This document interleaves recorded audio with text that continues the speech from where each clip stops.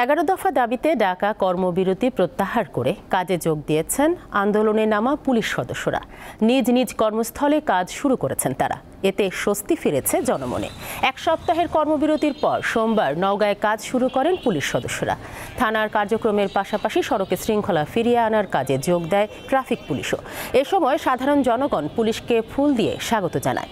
ময়মনসিংহ জেলার 14টি থানায় কার্যক্রম শুরু হওয়ায় সেবা প্রার্থীদের মধ্যে স্বস্তি ফিরেছে।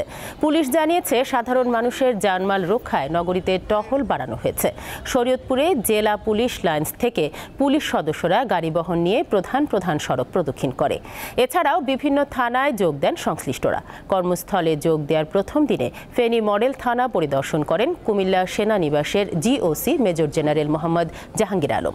তিনি জানান, পুলিশ মনোবল ফিরে পাওয়া পর্যন্ত সেনাবাহিনী পাশে থাকবে। সরকার বাহাদুরের পক্ষ থেকে যে সিদ্ধান্ত দেওয়া হয়েছে, পুলিশ সবাই সব স্টেশনে এবং সমস্ত স্বাভাবিক কাজগুলো করবে দেশের স্বাভাবিকতা আনয়নের জন্য। তারা সুন্দরভাবে তাদের দায়িত্বটা পরিচালনা করবে ও দুর্নীতিমুক্ত একটা দেশ গড়ে তুলবে। আর হলো পুলিশের ধর্মই হচ্ছে সেবা করা, যাতে তারা এই স্লোগানে তারা ঠিক থাকে, তাহলে আমরা জনগণ ইনশাল্লাহ শান্তিতে বসবাস করতে পারবো।